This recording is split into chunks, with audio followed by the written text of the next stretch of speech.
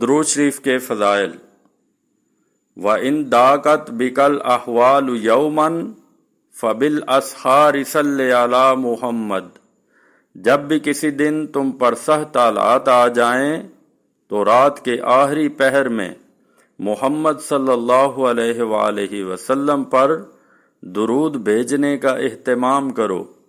وَلَا تَتْرُكْ رَسُولَ اللَّهِ يَوْمًا فَمَا أَحْلَى الصَّلَاةُ عَلَى مُحَمَّد۔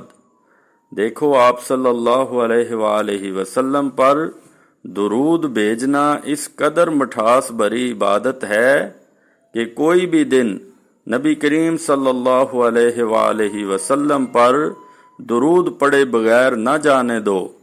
شفاء للقلوب لہا دیاء ونور مستعمد من محمد۔